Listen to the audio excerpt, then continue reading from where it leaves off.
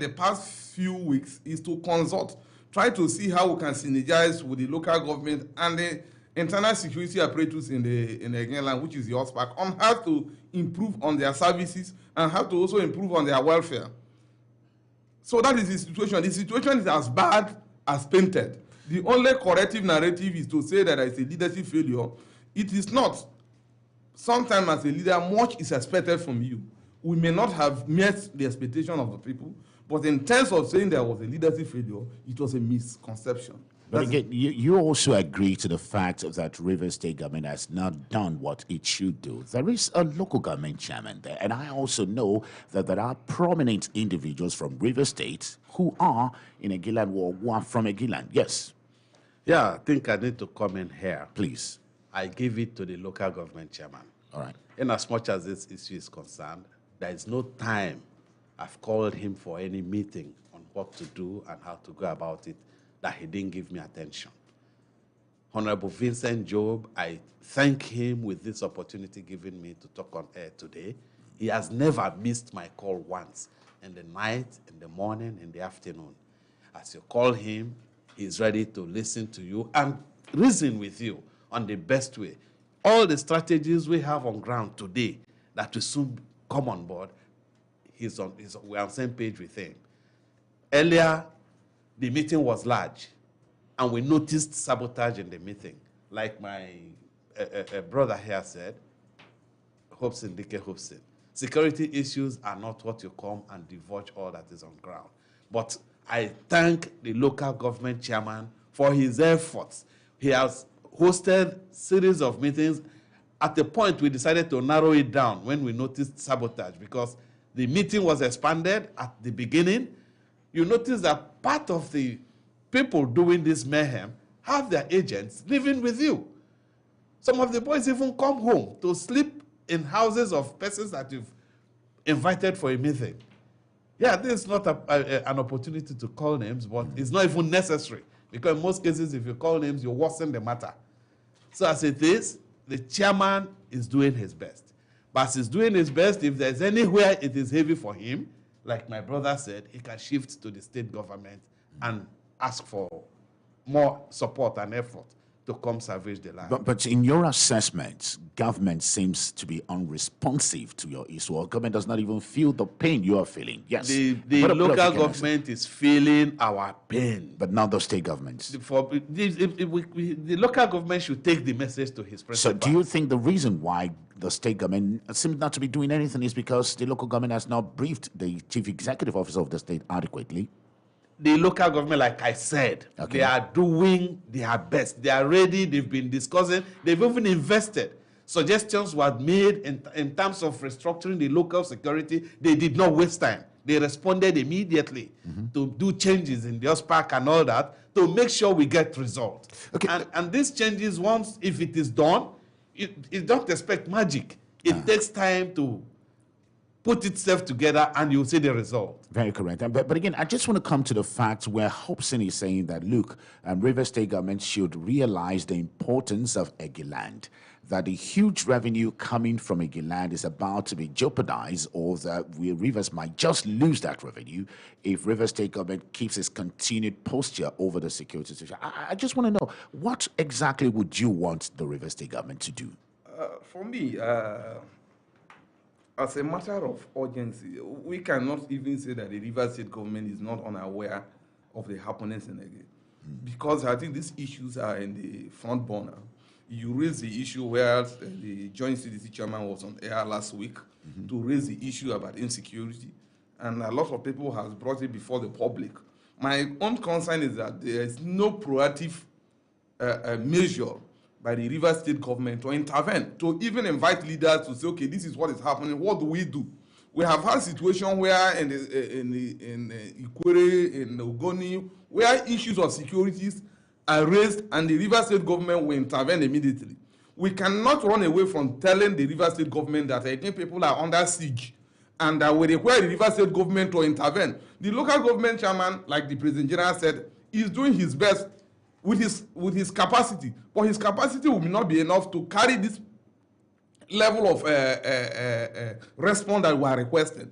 You cannot be so concerned very relaxed to benefit from the revenue coming from again, but you are not making a deliberate effort. Because when I say deliberate, you must have the people at your heart in order to even respond to their issue. Because if, in as much as we agree that the deputy governor-elect is from Ege, but the election was just done last March. She's yet to be sworn in. In the last few years, what has been the effort of the Rivers State government? In terms of security, we need to measure that. But in moving forward, we want the Rivers State government to develop a security mechanism that will help to tame the rising rate of insecurity, kidnapping, and again, for every day you are hearing one kidnapping or the other. There is no how you are so comfortable you can move every of your loved ones from the village to where you are staying in Port Harcourt. So for us, the state government, the Rivers State government, and other multinationals and agencies benefiting from the oil exploration and again need to engage the leaders on the way for us to move forward on the issue of security. Because if this tide continues, we will return back to 2014, where everybody was chased out of the community. And our people were living like beggars, like refugees everywhere in Port Harcourt, living in uncompleted buildings. When you have a comfortable accommodation, because there was no effort by the government to tame the security situation there. So that is my own position. And again, that position is very, very important, because you should know, since you are the president, you are the chairman, rather, of the oil and gas producing families in Egiland, and this is very, very critical. So for you, one of the fastest way you think this could be resolved is federal government calling the prominent people of Egiland together for a discussion. Is this what you're saying? Yes, engaging the leadership of Egin and all prominent Egin citizens to find a lasting solution, to make input, and for the government, both federal, state, and local government, to live to their responsibility in response. Because in the first place, the protection of lives and property is the sole responsibility of the government. Have they done well in this area in Egin? No. It's the truth. Whatever local support we're giving is because we are so concerned about our people. But we must need to call on the attention of the federal, state, and local government to live to their responsibility of securing the lives of Egin people. The lives of Egin people are in danger. Because if it continues like this and they don't intervene, the Egin people may take their destiny into their hands to say, okay, you can't continue to take this oil while our people are dying. That is my position.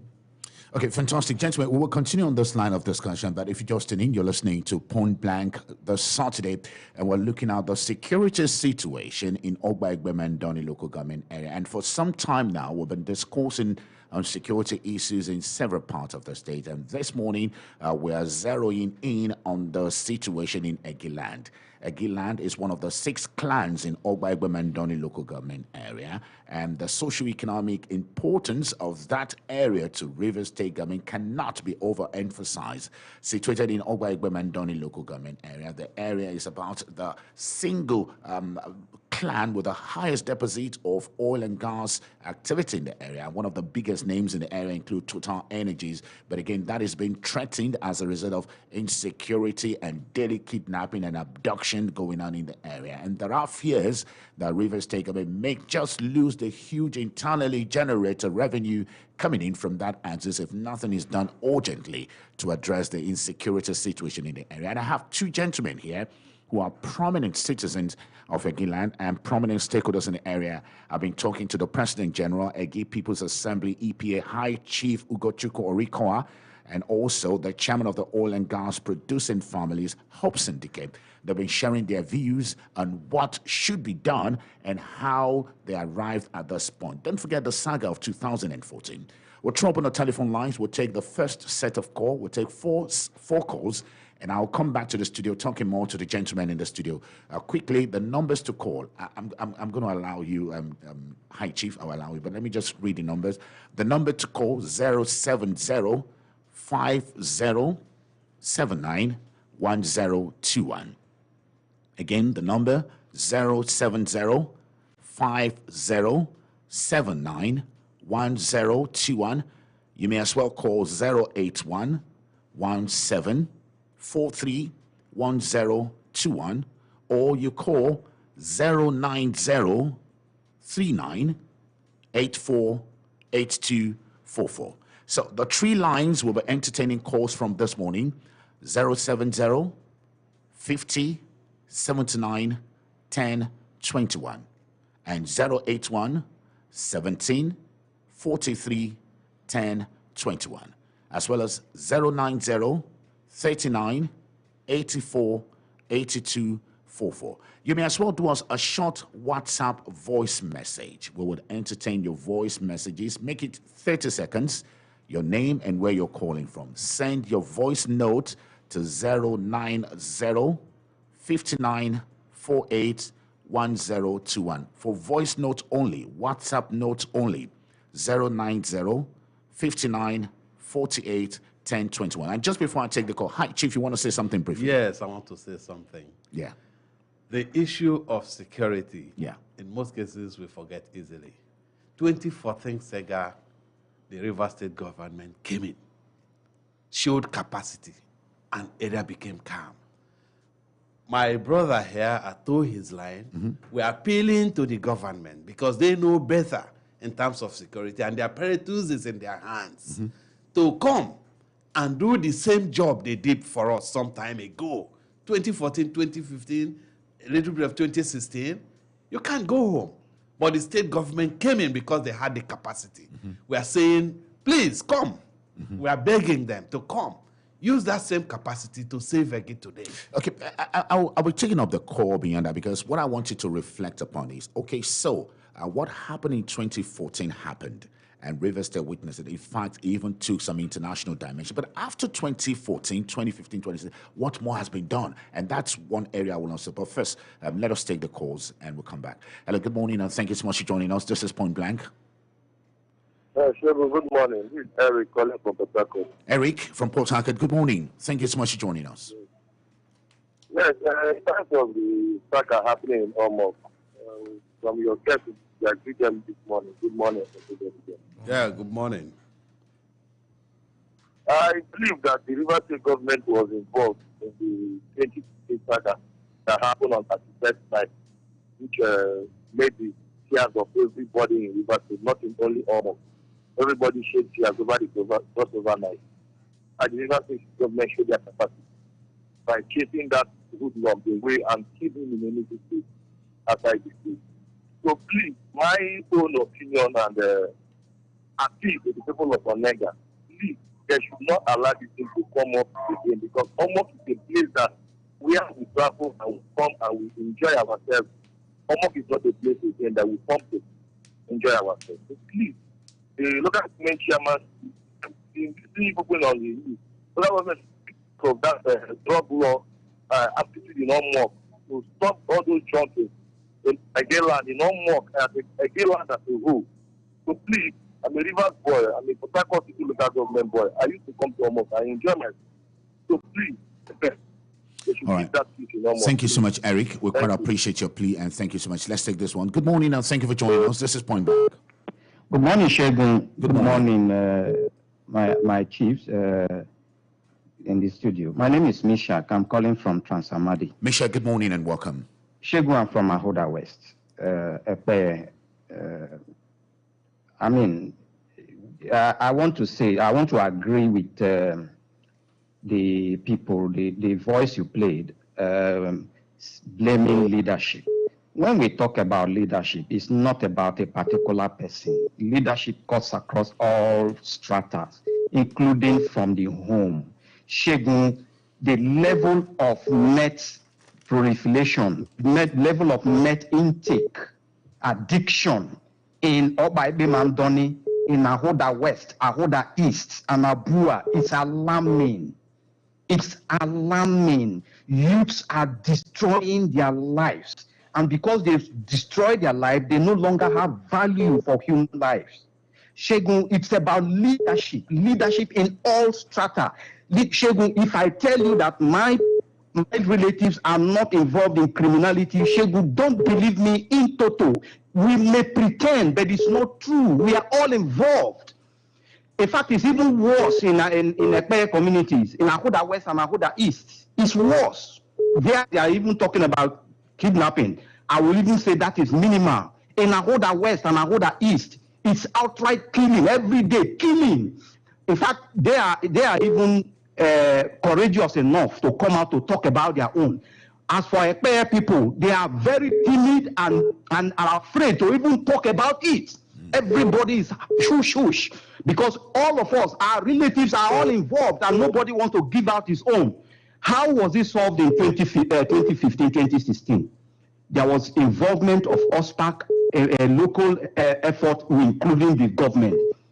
Segun, I think they need to reenact that process that was initiated to tackle it in 2015, 2016. They need to reenact it. Right. That is what happened. It's not entirely government alone. We are all involved. Segun, please, Ekpeye people also need to talk about, because if it spills, what is happening in Ekpeye is also spilling over to Omoko, to Opa. Yeah. You understand? So it is the same thing. So let's not shy away from saying that leadership is not. It is leadership failure.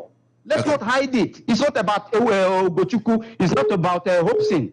It's about us as leaders. We have failed. Fantastic, Mishak, and we quite appreciate what you've just said so far. And again, one of the things we are doing on the program now, this is about the second or third edition. We're focusing on security, and we intend to do it more. More communities that are facing security. Let us look at this challenge. What is the solution? What is the way forward? How did we get there? Who are the actors? And of course, we'll be inviting you, as many who are interested in talking to us. We will have you come to studio and we're discussing that. And I'll be telling you how to get across to us. But let's take more calls. Good morning, and thank you for joining us. Good morning, sir. Good morning, Pastor Segun. Thank you so much. Good morning. What's your name and where are you calling from? Victor Medin. Chief Victor, good morning. Good morning. Pastor Segun, at times, this sounds funny. You know, from these past elections now, I have already drawn my conclusion that when we talk of insecurity in the state, whole government responsible. Because nobody will be above government. You know what it is to be a government in the order? Nobody should come and deceive me that insecurity there, insecurity here, insecurity. Government will know the voice. From this election that just passed, my brother, if you tell me that you have insecurity in your community, I will tell you, go and tell government. They know how to go about it, because those voices, they're all agents of government. Agents. They will use them to actualize their plans, and they will dump them, and the voice will start to operate. As far as I'm concerned. So Chief Victor Duba, if you would just listen to me. So in this case concerning Egiland, now we're just establishing the case because there are other issues we're not looking at. And this particular land is critical, huge oil and gas production, which is being threatened now. What is the way forward? You have said, yes, governments should be held responsible. What more can the people do? You see, these boys, they've gone out of control. It is only government that can call them to order. The government know them. They know government. Anything, look, tell me, but you say, let us face the fact.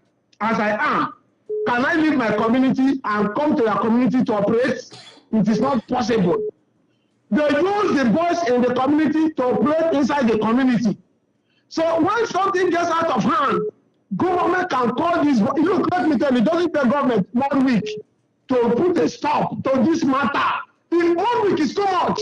If government get up now and say, look, now you are getting out of hand now. We are seeing the way you are operating. That is not what they ask you to do. Mellow down. If you don't slow down, we'll come after you.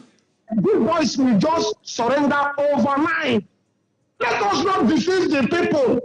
Don't come on air and say, this, that. No, it is not. From these past elections, I have now realized that government knows them. Right. So let government just... Thank you so much. Government Thank you so much, Chief Victor Duba. Thank you so much. Let's take another call here. Good morning, and thank you for joining us, Point Blank.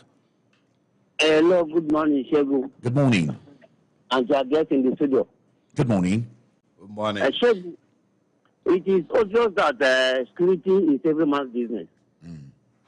And the people you have in your studio there are very prominent sons of the Giland. Both the chairman of the Gift Assembly and the oil and gas community in Egeland. I think they have a very serious role to play. In as much as they're blaming government for not doing enough to ensure that the security situation in the place is calm, they too, they can as well have some programs, initiate programs and policies that can affect the youth positively. Introduce a kind of skills associations for the youth to get involved. If they are doing such, they can as well reduce the level of insecurity in the place. And not leaving everything in the hands of government. All right. They can to the company, liaise with them, see how they can bring up programs and policies that can help to alleviate the plight and sufferings of the youth. Fantastic. It will go a long way. Thank you so much. What's your name, sir? What's your name? Where are you calling from? My name is Chukwemeka Alex, calling from Port Harcourt. Thank you so much, Mr. Chukwemeka. We quite appreciate that. Now, we'll just take one more, and I'll come back to my guest in the studio. Good morning, and thank you for joining us. Good morning, sir. Good morning. My name is Hope Bono. I'm calling you from Bono. Hope, good morning. Yes. So, if you could recall, Karamata government area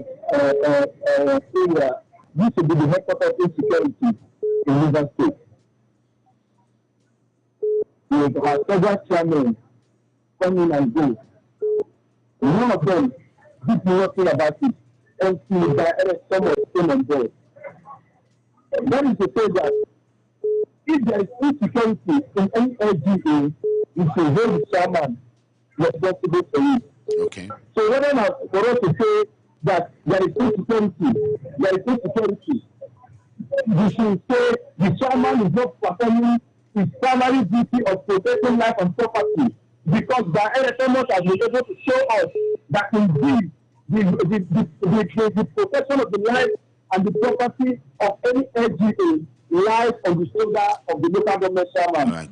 Okay. So let them go and consult him. Let him teach them thank you so much, Hope. I think you've made your point. The local government chairman needs to be more on ground. Now, we'll come back taking more calls. And again, don't forget, you can send us your comments and your reaction, a short WhatsApp message to 09059481021. Record your voice and send it to us, and we'll record it, and we'll be listening to that. Again, we're looking at the insecurity in River State, and today we're focusing on Egiklan. We've been doing a lot on that, and we will continue. Now, don't forget, you can reach us. I will give you the telephone number to reach us on should you want us to look at the situation in your own area and you want us to bring it to the fore. Today we're looking at Egeland. Egeland is strategic in so many areas. It is a huge income earner for River State due to the operation of oil and gas in the area, and of course that is now being threatened by daily kidnapping, criminal operations going on in the area. Now I'm speaking to two gentlemen who are prominent citizens of Egiklan, High Chief Ugochukwu Erikoa, and also I'm speaking to Hobson Dike. Gentlemen, once again, thank you so much for staying with us. Let us look at some issues now. Now, one of the callers raised a very important point, and he said security is everyone's business. And he particularly blamed the leadership of Egeland for what is going on. Now, we spoke to some of these boys, and some of them, what they said to us, though some of them, they spoke on condition of anonymity, they don't want to be, they want to remain anonymous. They said even the leaders in Egeland don't stay in Egeland. That many of them are staying in Port Harcourt. They hardly come and stay there. So which means you don't even understand what the boys are going through. And the boys are venting their anger because they feel that you don't just represent them effectively. How correct is that? That even many of the leaders don't stay there? Maybe the person is talking his own view. As I speak to you, because of this program, I had to rush from home this morning back. We went for a burial yesterday in Egeland. I was in Ege throughout the whole of yesterday, till this What is morning. the percentage of the leaders who actually stay in Egeland, who understands what is going on? We understand what is going on. We are home. Day before yesterday, I was home. The whole of last week, I was home throughout. If I didn't hold meeting with the local government chairman at least for 4 or 5 days, we are meeting, strategizing on how to curb this issue. We go home. Though some might not go, I don't know, but for me, there's hardly any week I don't go to Egeland. I go home. But what about providing direction? Because you see, one thing is to go home, another thing is to provide direction. I also know that currently there seems to be a lull in the traditional stool in Egiland. I know that stool has not been occupied. Am I correct? You're correct. Okay, fantastic. That's another issue. Do you think, again, that has created a rancor we are currently seeing in Egiland? No. It's not linked to the traditional institution, no. Okay. It's not at all. In as much as the king is late, the system is on. They are running. They are in court. Be that as it may. We know that there are several parties, Yeah, and there are yeah. supporters for A, B, and C. Again, is there any link? Could it be that, some of those who are in tussle to the throne are also involved in some of these things? We have a charter. We have a standard. Again, has their style. In as much as leadership issues are concerned, as we speak today, there is no 2-3 persons fighting over anything for now. No. Until they are out of court, fine. But even at that, like we know now, we know the zone that is supposed to produce and all that is in the charter of Egi people. So it's not linked to the institution. No, not at all. Now, I hope so. You want to say something on the leadership? Yes, please. Yes, for me, like I said earlier, the issue about security is the responsibility of everyone, both Yes. government and citizens. But government also need to show direction. Why government need to be involved is that, like I said, at the level of the community leaders, we have interfaced and see how we can improve on the activities of the local security OSPAC. That is the only security that you can advise. We don't control the police. We don't control the other security agencies. And there have been some responsive reactions from again leaders in the last few weeks. We have been meeting, and that is why I say those detailed security issues cannot be discussed to the public. But I can assure you that the leadership has been meeting and discussing detailed analysis on how to nip this security challenge to the mud. But the issue of alleging that leaders does not live in the community. Would you want me to live in the community where they're kidnapping somebody and I will be kidnapped? I don't want to pretend about it. So which means some leaders don't stay there. There is nowhere in any society that every of their leaders stayed in the village. I don't know how to pretend. There is no, it's not easy that you will tell me that every leader will live in again. But the issue is that when you call about leader, there are structures. I run an executive government. There are some executive that lives in the community.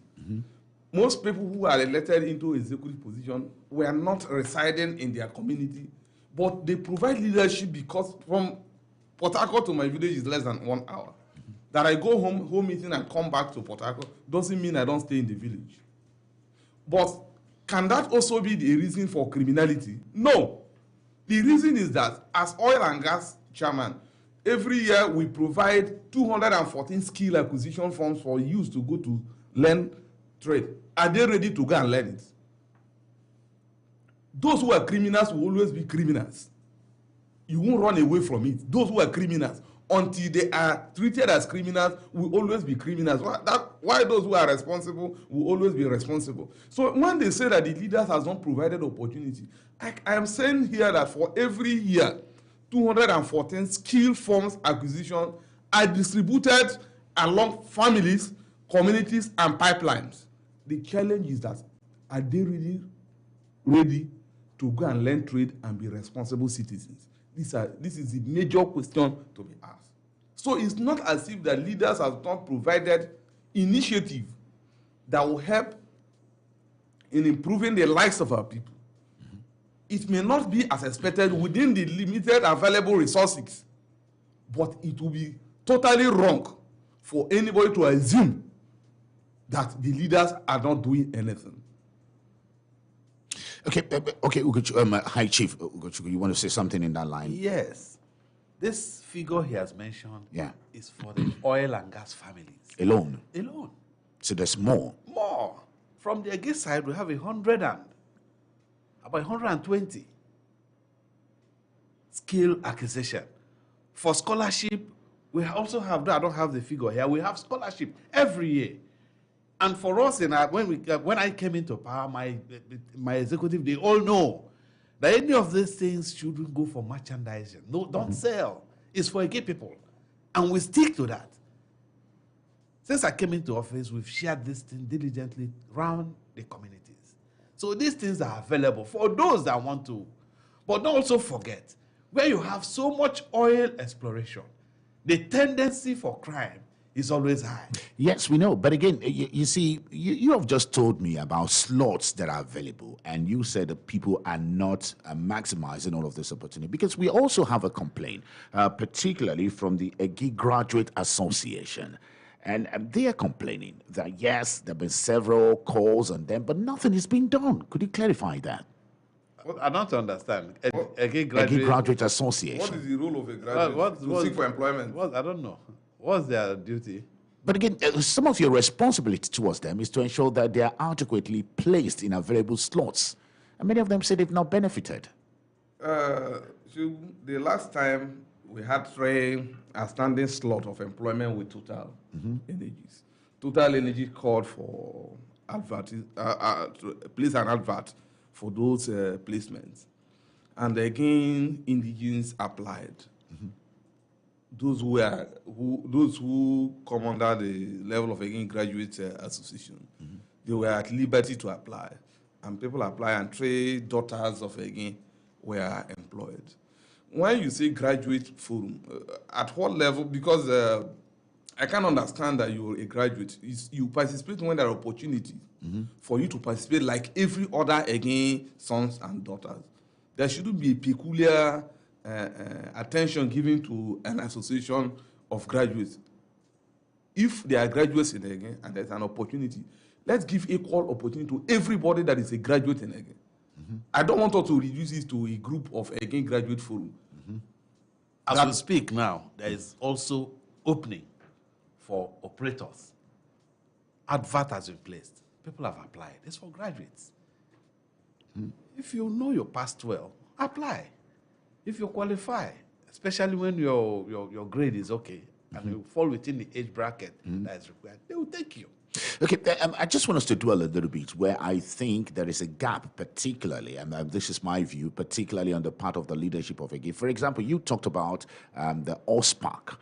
But again, we also know from our investigation that the OSPAC in Egiland has been balkanized, and the OSPAC is now taking sides. Even some members of the OSPAC are saying they lack motivation, that they are not being motivated by prominent individuals who seem to be sitting on top of big contracts coming from the oil and gas companies in the area. Again, how correct is this allegation?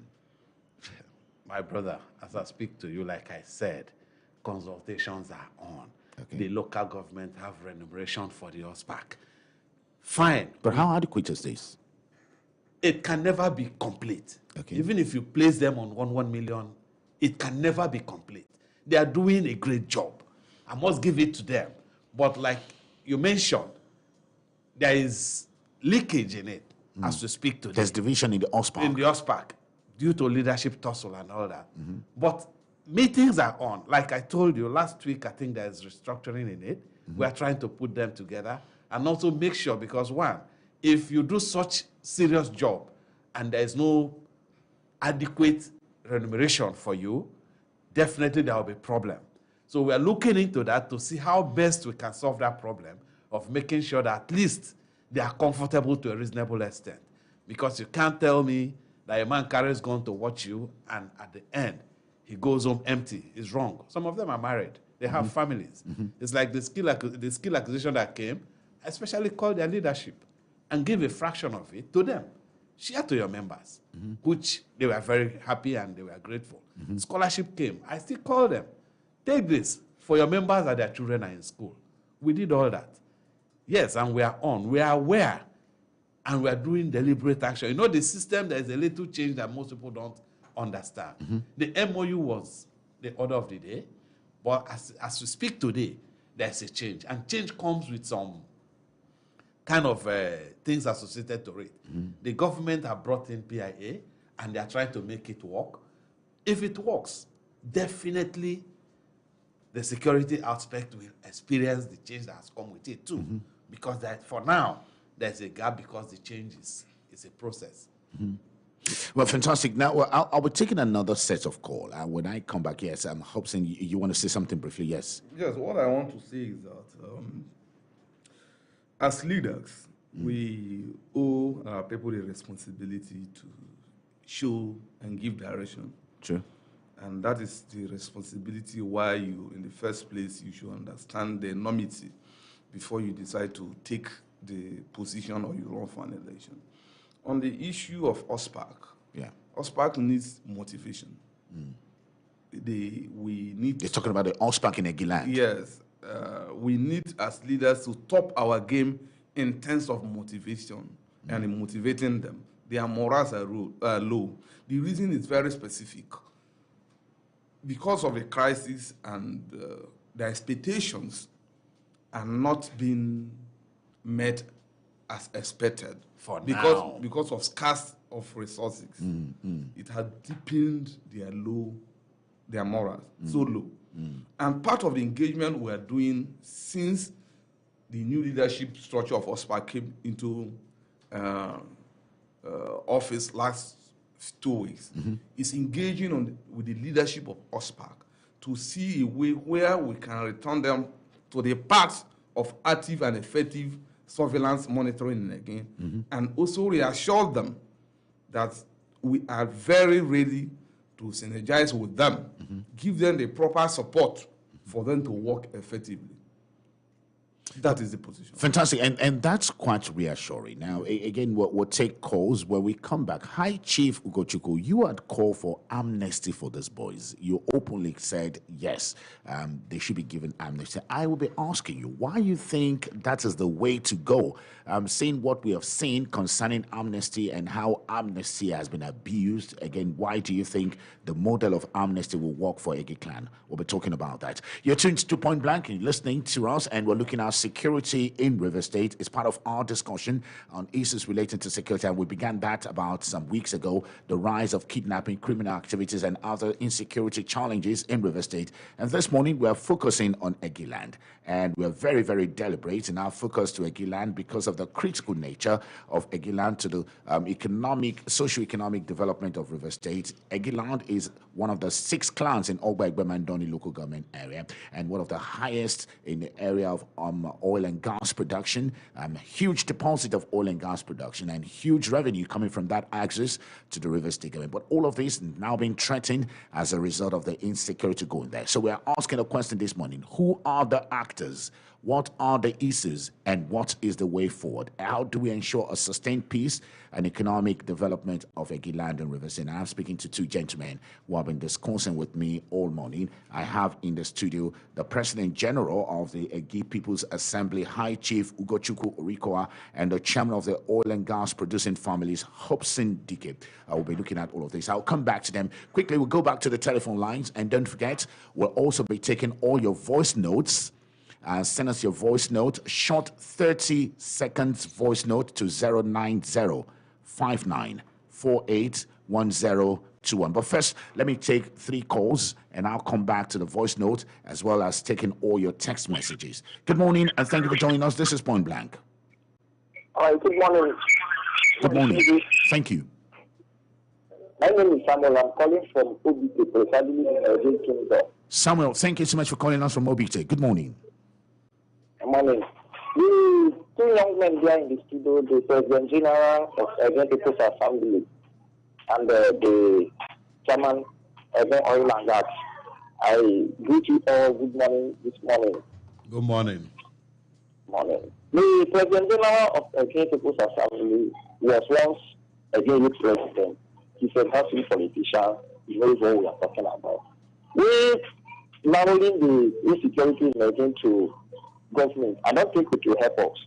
We have a multinational oil company, Total, working precisely in Nigeria, taking our mineral resources to develop the other cities, and our people are trying day after day. I followed up this program right from the beginning. Like what Comrade Morrison said, how can people come to a kingdom and kidnap over 8 persons in a night?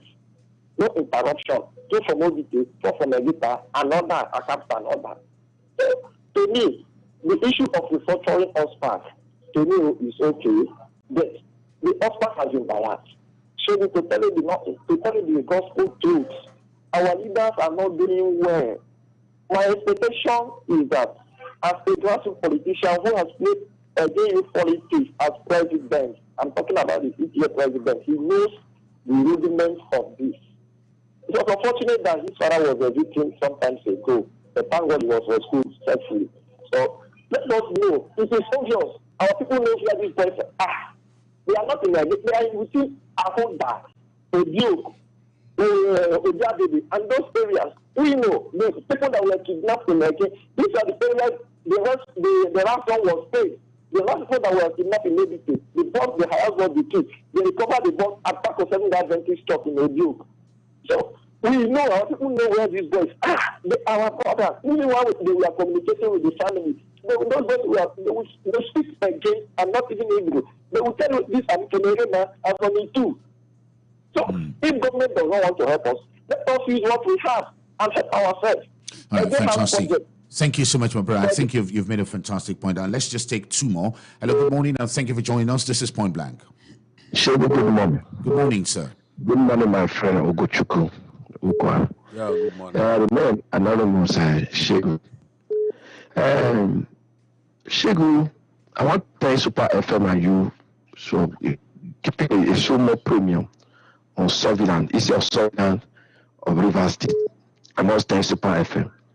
And my submission is this, Shego.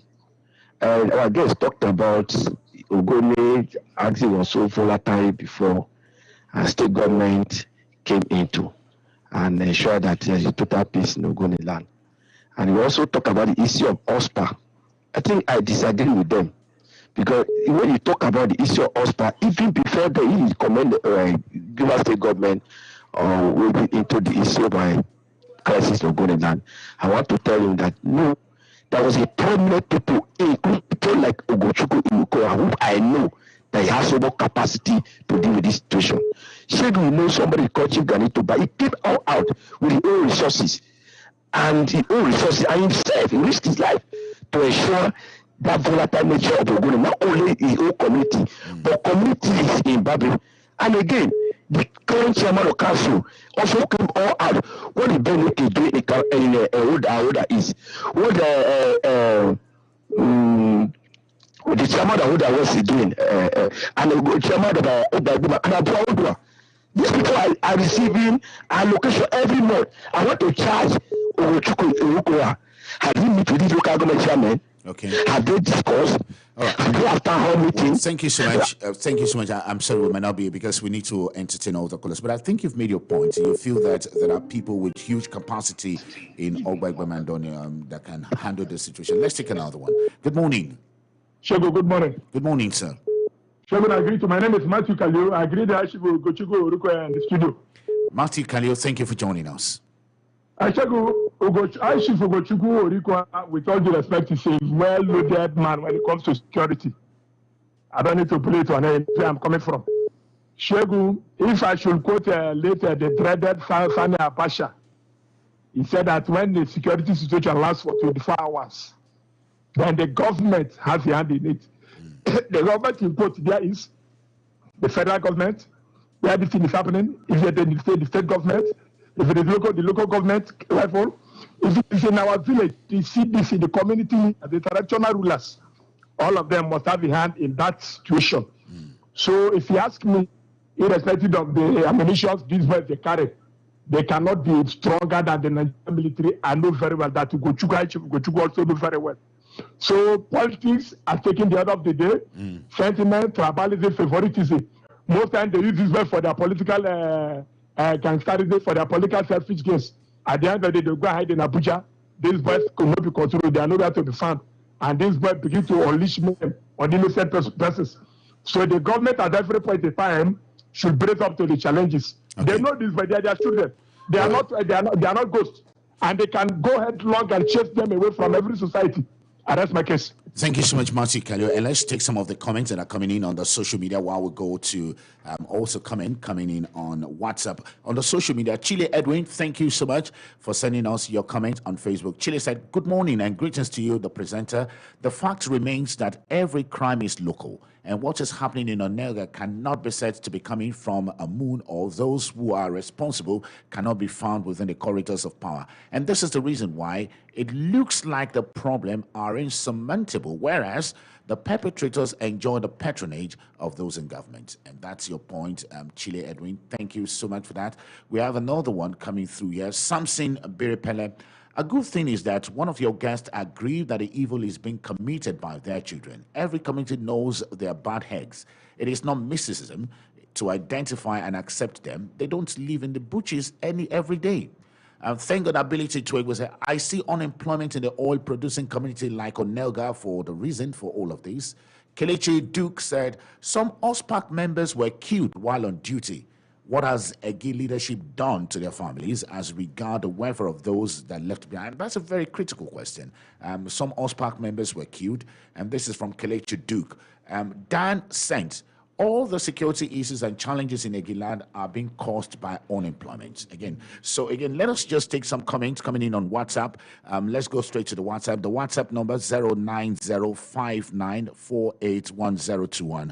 And let's take this first one. God's Power Igwe, thank you so much. And this is what you have to say.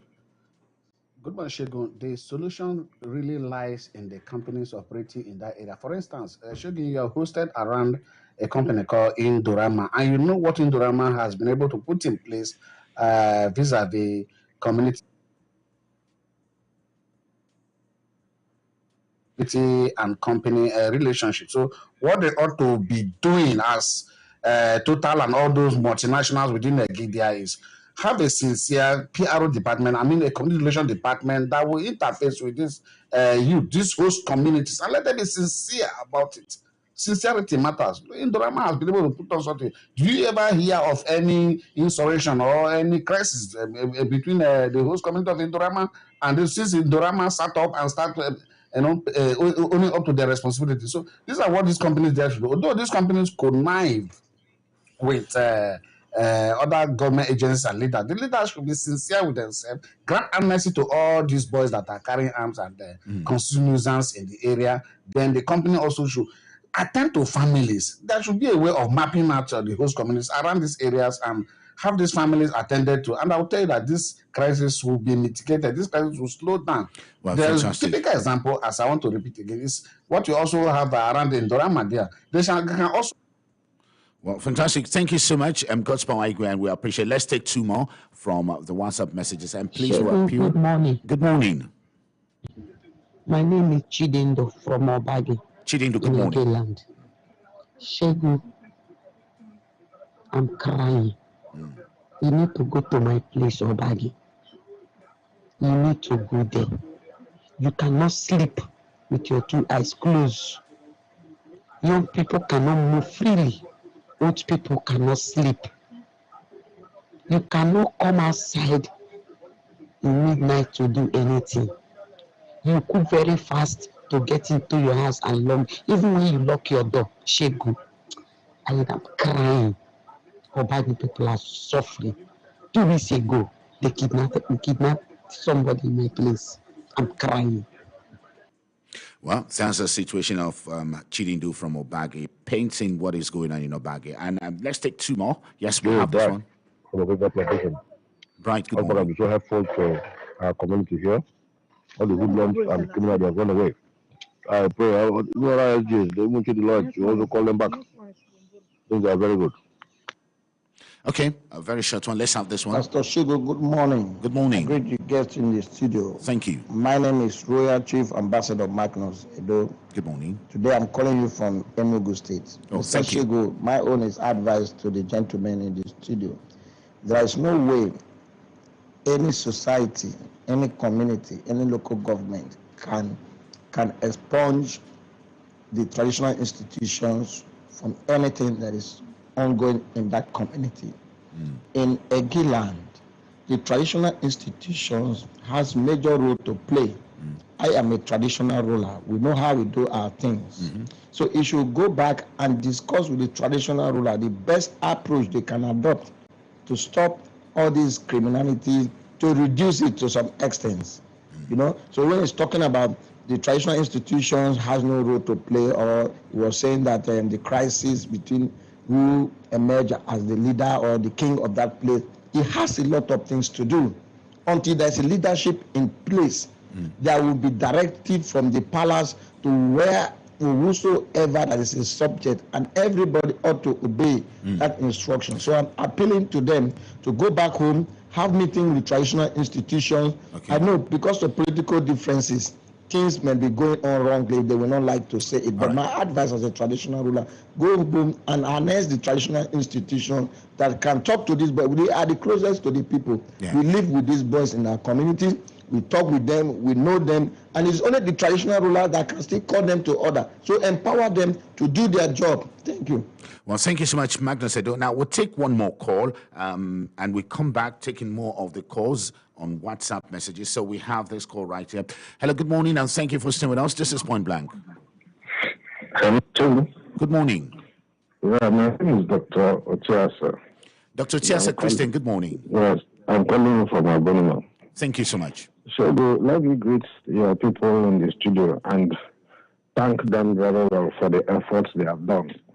It's not everything that will be shared in public space, but Ogi is one place that has an organized leadership. Not only are they organized, they're very enlightened. So I know they will be doing so many things. But Shegu, now, look at the historicity of the problem. OSPAC came and did very well. We are all aware, we are all living witnesses to when there was a balkanizing or balkanization of OSPAC towards the 2023 elections. It started and we shouted. The reasons for balkanizations were well known for political capital. Today, the politics have come and gone. Now they cannot harmonize them to achieve their effectiveness. That is number one. Number two, you cannot leave out government in all of these things. It is not a blame game thing. I am from Soku. I am very conversant with the insecurity situations along that axis. They have one common characteristics. They have borders. And when they have borders, interstate borders, you see that movement, they move from different places, come in, sometimes strike, stay briefly, and go back. So you will know that there is serious insecurity situations in Imo State. Imo State to Edema, to that axis, is a problem. So that boundary shares with from Asazaga end from Anambra to that point is also a border place. You know the security situation in Anambra. So it becomes a heaven for people to move in and move out. So we come to look at that Y junction. You will see Bayelsa. These are insecurity situations. That is why I say government cannot be able to extricate itself. There is need for government to go in and put what I call stratified stakeholders meeting. And in that meeting, government should not talk much. They should listen, depending on the scale. Now, there is need for government, the River State government, to interface with the Bayelsa State government. It's not all about fight. Because we are border people. We know what is involved. We know what we are suffering because of interstate border movement. And we know even the limitations of the security people. Like the Navy in River State, they will tell you they cannot patrol certain rivers because that is not the order given to them by Eastern Naval Command. Dr. Chesa, you have 30 seconds more. Yes. So what I'm trying to say is that there is need for government to take the lead. There is an extent to which the local government can do. Okay. The local government does not have powers to call interstate government. The local government may not also have the power to call even a sister local government in the border for a meeting. But the government goes in and gives them leadership, directive for those that are within River State and liaise with those interstate governments. You see that we have to move, we'll be able to move so many things there. Fantastic. The geography is such that the state government has much to do. Okay. If you order these local government people to meet, they'll meet. Like in Akukutoro, most of the people that strike through the Orashi River and run away. The other people strike through the other side and run to Nebe. Let us just leave it at that. Thank you so much. I think you've made a very huge point, and we quite appreciate that. Again, gentlemen, let us begin to look at some of this issue. Of course, I'll come back to the call for amnesty. And one of the callers talked about the personalities in Egiland not driving the solution through their person. I mean, the caller specifically mentioned here, and that's talking about Matthew Kaliu. Again, do you think that is correct, that perhaps the personality have not exerted their authority strong enough to put this to an end? It's not correct. It's not correct at all. Like I told you, ever since this thing started, this year, I've not had rest. I've been moving, consulting, talking, especially with the local government and internally. The whole of last week, leadership in Ege has been on their toes, meeting to make sure this thing stops. So he's not too correct. Yes, we have the capacity, we have the ability. We'll do, we'll work. But like I mentioned, these are our children. Definitely, if adequate measures are not taken, you understand, it will go wrong. And we don't want to get it wrong. Like I said, there must be organized synergy between the local leadership and the government. But again, politics, because another person said, perhaps all of these, what role, let me put it that way, what role is politics playing in all of these? And Hobson, I also want you to join in this discussion, yes. Politics playing any role? Is there anywhere there is no crime in the world? Now, again, yes, do you think politics is for, part of this? I don't think. Because one of the callers said, well, he saw some of the things that politics could do, particularly in that area. And so the 2023 politics, how much has it influenced or fueled the kind of crime we are seeing in Egiland now? Like I told you earlier, that the oil installations are there is enough to attract crime. Correct.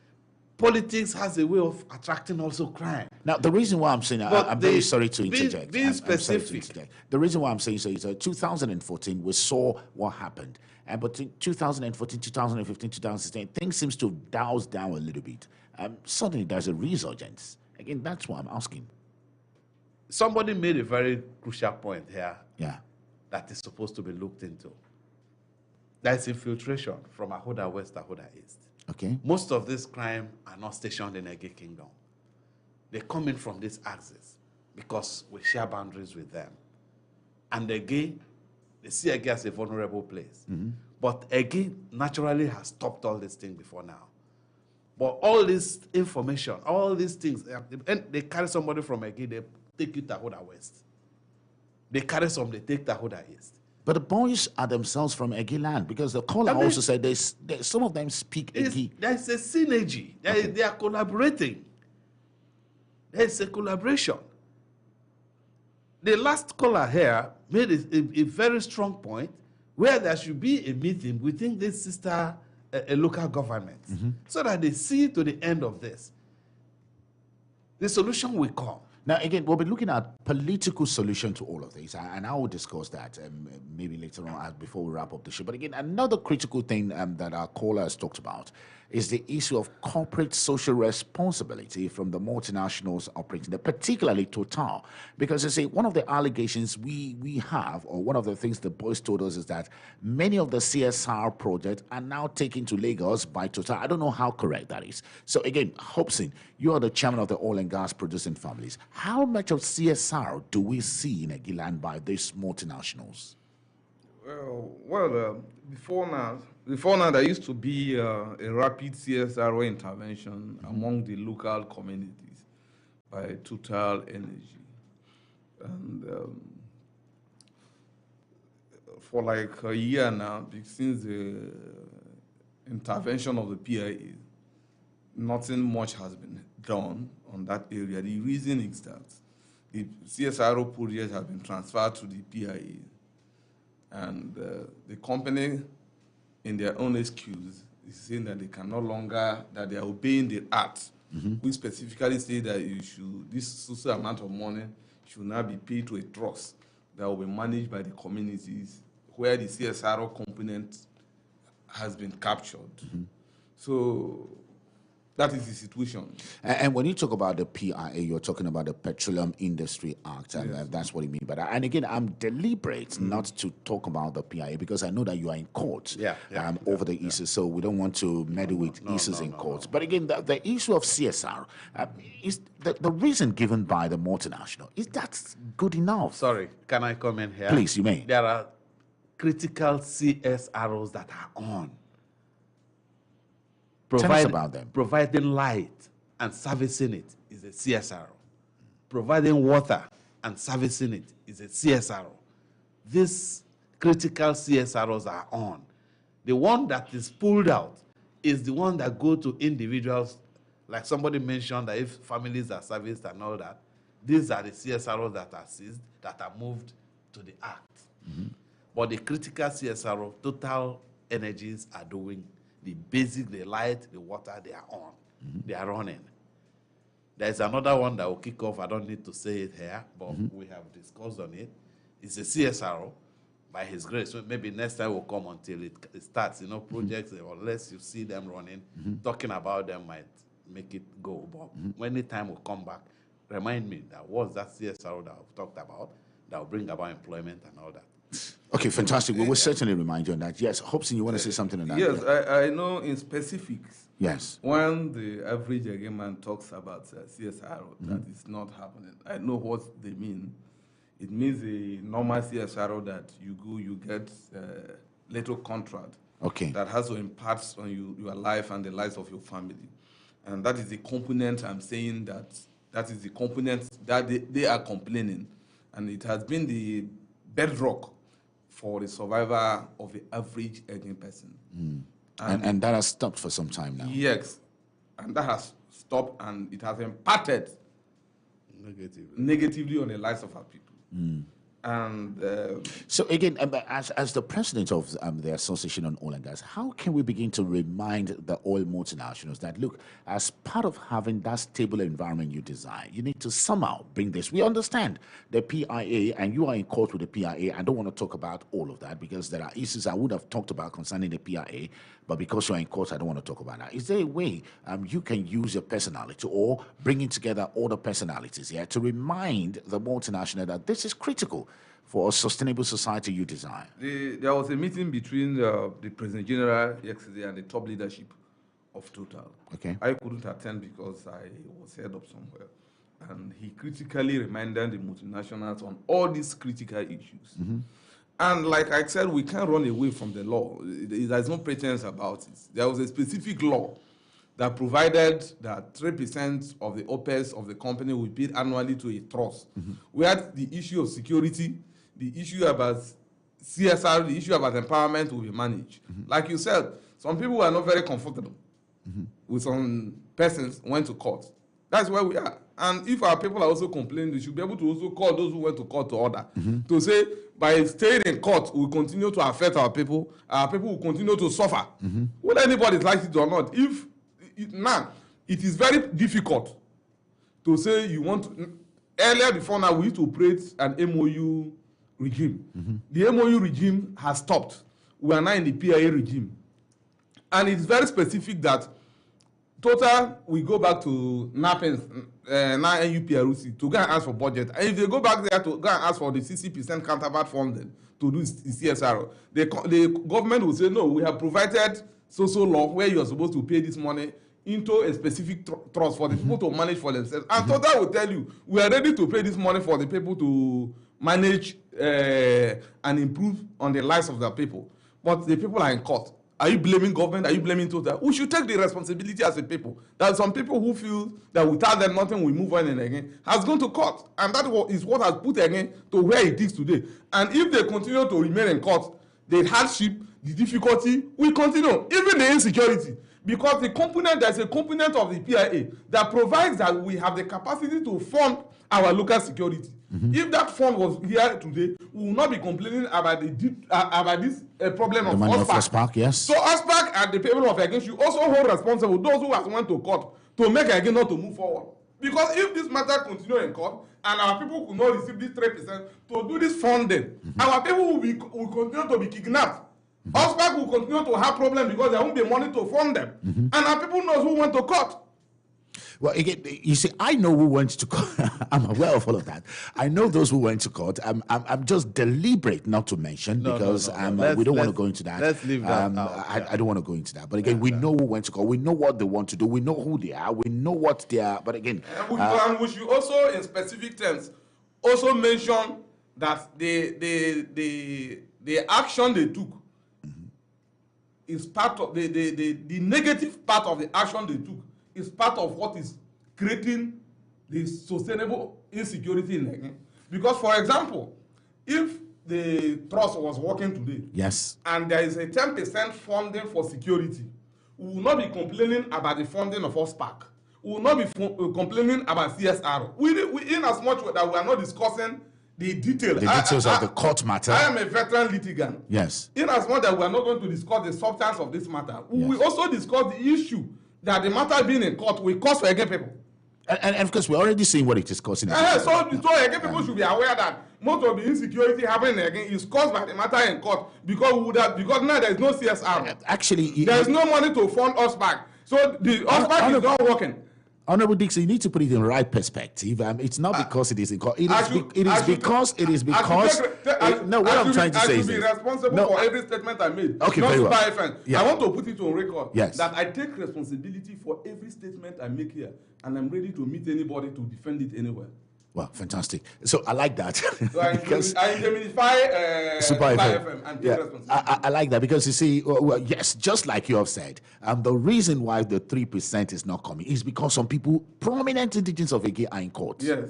And if that continues, the money will not come, and there will be absence of fund to fund some of these issues we're talking about. Including CSR, including critical infrastructure, including bringing income-generated projects that will create multiplying effects on the lives of our people, that will reduce unemployment, that will improve on the lives of our people, microcredits, grant agricultural support, that will support the lives of our people. Because the PIA regime is different from the MOU regime. See? This is the first time in the history of oil exploration that the prosperity and the development of our people is in our hands. This is a situation where our people could call us to question to say, how did you use my money? Because we can no longer give an excuse that this money is with the company. It will be held responsible for not performing, for not bringing the critical infrastructure, the critical service to our people. And our people can call us to question that there are even provisions in the PIA Act that if I misapply or misappropriate the money, that the EFCC will be calling to arrest me. So I should be conscious of the fact that it is not business as usual, that for every couple spent from the trust, we should be accountable for it. And if this thing continues, and there is no CSR coming, there is no money that you say there is a project from the MOU where the EPA president will lay hand to support the OSPAC, the implication is that this insecurity will continue. But the question I'm saying is that again, people should know that people are responsible for it. Just to quote you, and this is not my thinking, just to quote Honorable Hope Syndicate, I said, Ege people know those who are in court. They should go and beg them to take the matter out of court. Yes, for Ege to move forward and for our people to be able to be safe, for critical infrastructure to be brought to our people, for empowerment to be brought to our people, for the CSR that somebody is raising to be brought to our people. Because what the President General mentioned about lights, yes, and water, and what we call specific and special CSR. The CSR that my people are mentioning is that this road is bad in Obogun. Fix it. Fix it. And the person is able to get a contract of 1 million, 2 million. After doing the job, he has 600, 700,000. To keep for the family. To keep for the family, pay school fees. It's no longer happening. And this is critical. Again, I'm going to take 2 calls because a lot of people are calling us and a lot of people are sending us messages. So I'm just going to take 2 calls. We will come back. We'll be looking at political solution to all of this. Again, if you're tuning in, you're listening to Super 93.3 FM Port Harcourt. We're discussing the insecurity in Egeland and what the way forward is. Again, the telephone lines, if you're just tuning in, the telephone lines to call us 070 50791021 and 08117431021 as well as 09039848244. We have a couple of messages on our WhatsApp which we'll be reading, but quickly let me take this call. Good morning and thank you for joining us. Good morning, Chief Shegun. Good morning, sir. Good morning, the guest in the studio. Good morning. What's your name and where are you calling from, sir? Thank you.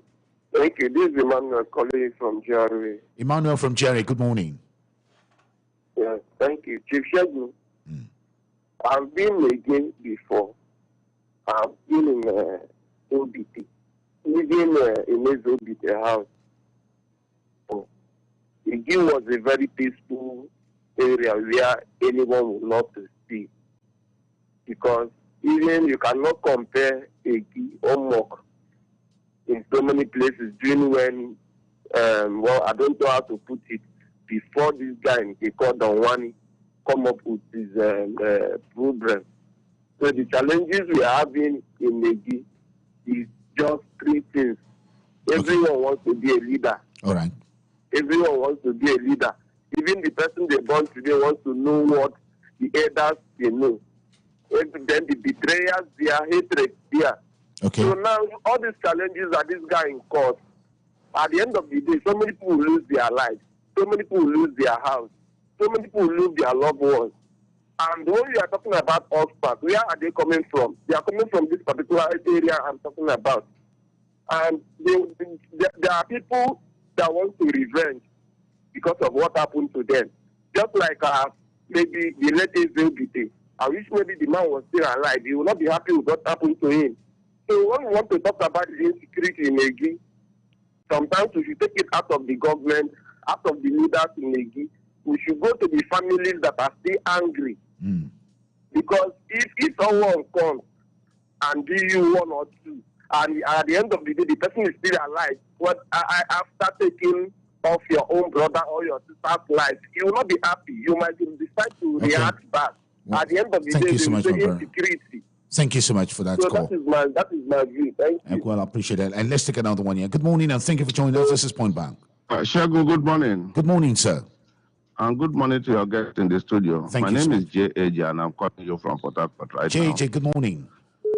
Thank you very much. Shagun, I think your guests in the studio are trying to take or put those people who are taking them to court in the arm's way. Because by the time you begin to sing this song of deprivation to the people and that it's caused by those who went to court, I don't think the court is like a shrine or like a secret place. If they don't have issues against you, I don't think they would have gone to court. And what is special about not mentioning their name? They didn't go to court in secret. Maybe they have taken injunctions. Some of those things that are not coming are maybe based on injunction. But being that as it may, people are brothers. They also have a right. What is it that is their grievances? You can come together as community people. Elders are in the community and all those put together. They can look for a way to settle those things so that things can go well. For me, I think going back to the dark days where killing becomes the order of the day, I was also there. I was around the Obi area when we were doing the Ebegoro gas project and at the pipeline project. And at the end of the day, you see where killings, and they are counting it like football scores. Like Man U score 1-0, this one will come and say 2-0, and people are destroyed, families destroyed. I don't think because of one or two personal greed, people should go back to that area anymore. Okay. So for me, I think you need to come back, explore alternative justice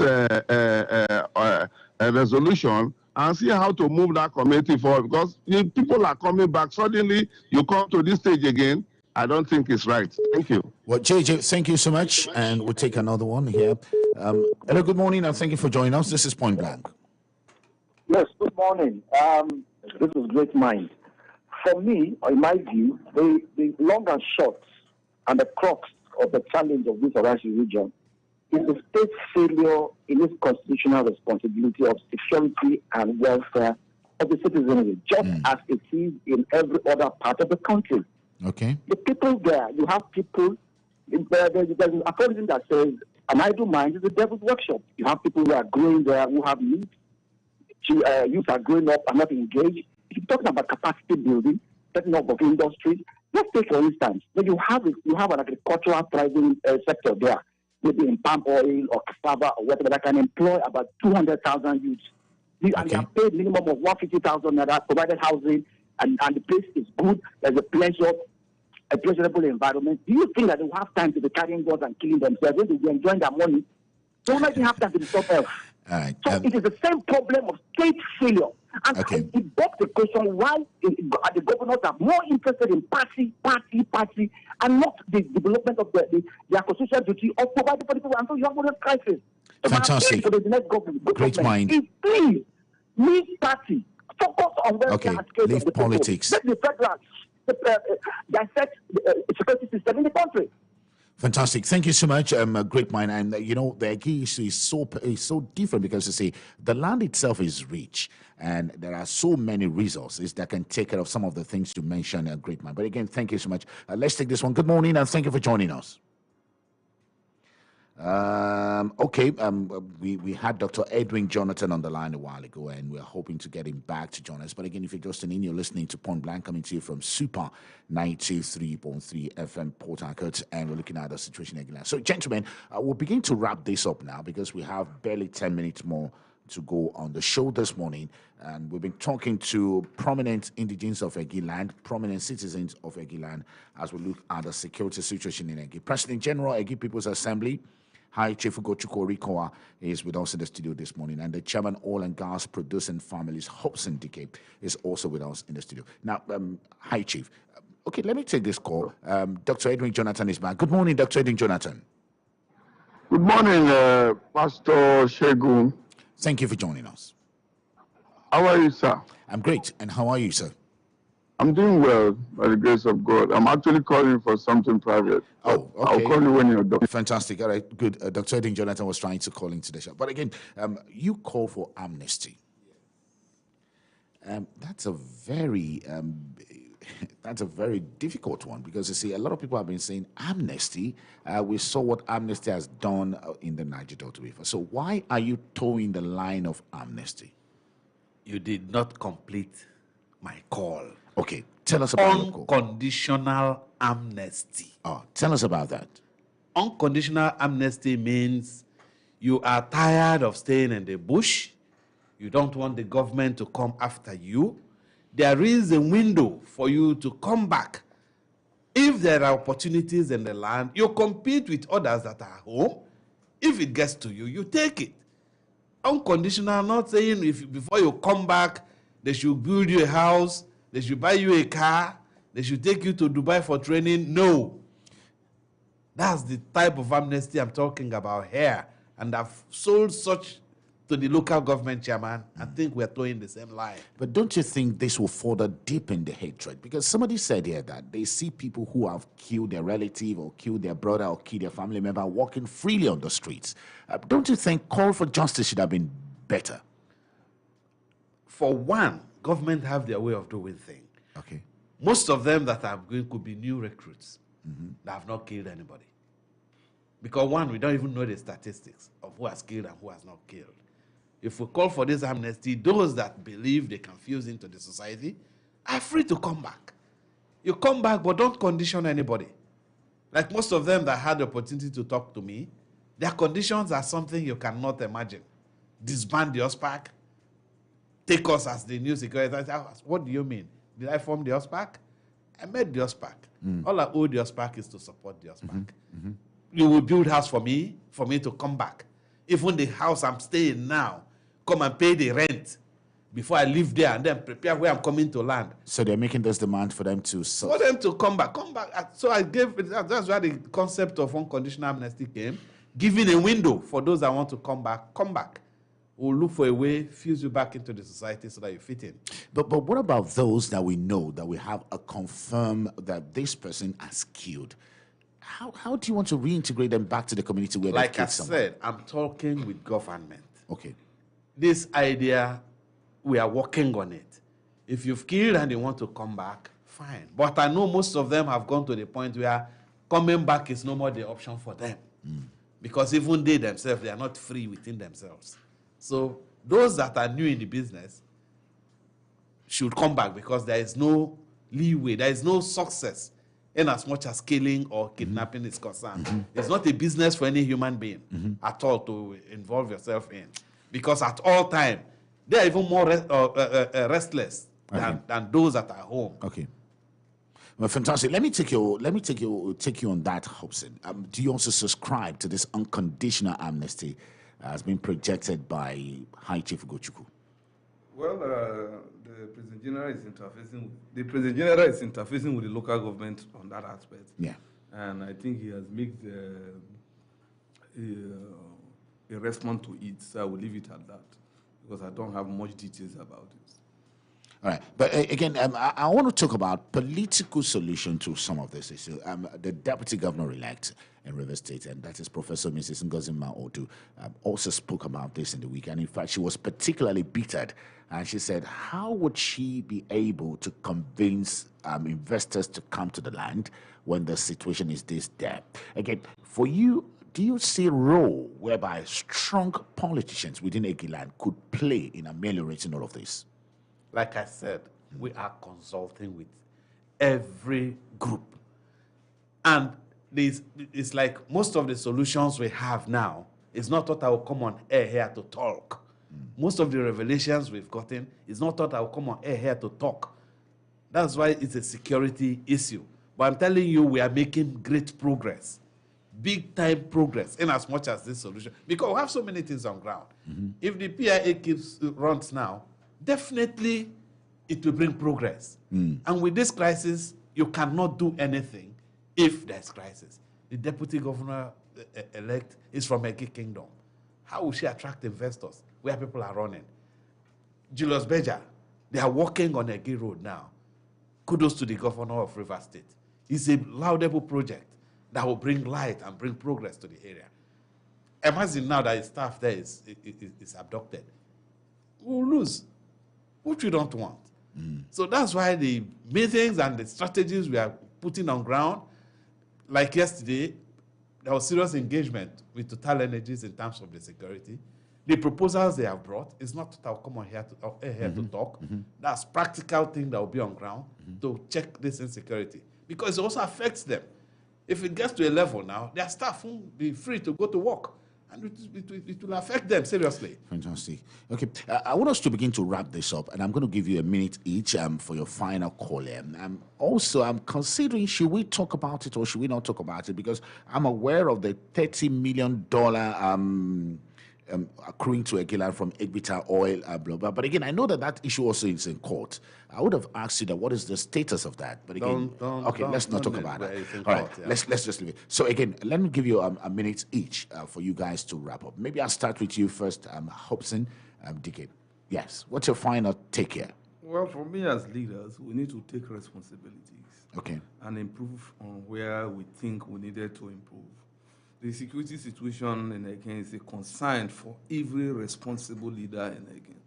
Like I said, the security of lives and property is the duty of every citizen, both government and citizens. And we will continue to engage and consult with all responsible agencies of government and community to make sure that we have a workable solution that will bring peace, law and order in Egeland. And as leaders, we continue to support every institutions of government and community institutions that are geared towards restoring peace in our kingdom. Without peace, we can't make progress. And also to use this opportunity to call on prominent Egen people to intervene on all the litigations going on. It's not going to improve on the lives of Egen people. Okay. We're already faced with multiple challenges that require resources to balance it in terms of the terror going on in Egen. And until that is done, as leaders, we'll continue to engage, even engaging those young men. I can stay here and practically state it on public view. I have never involved myself in harming anybody. Okay. I have never engaged myself in courtesan or kidnapping. What we need is to engage with these boys to say, this thing you are doing is illegal. When you refuse, the justice will take its place. Because we again must be a society that will be a model to every other society. Fantastic. So that is my take, sir. Excellent. And let me just take yours, High Chief Gochuko Rikoa. Yes. Yeah, I think it's our responsibility as leaders to make sure that peace is restored in Ege Kingdom. Like I said, we will not sleep in as much as these issues are concerned. I would want to use this medium to thank the local government chairman and all the strategies we've put on ground that will soon start running. By the grace of God, if we run them, I think nobody will come to Egeland to perpetrate evil. All the leaders in Ege, I will say thank you. We still need to be consulting to make sure that we stop this menace. The progress, prospect coming to Ege Kingdom is heavy as Fantastic. I speak to you. So we need to harness it properly and make sure that the youths are properly engaged. Fantastic. And thank you so much. I must thank you, gentlemen, the President General, Egi People's Assembly, High Chief Ugochukwu Rikoa. Thank you for coming on Point Blank this Saturday. And also, I must also thank you, the Chairman, Oil and Gas Producing Families in Egi Kingdom, Hope Syndicate. Thank you so much. And that's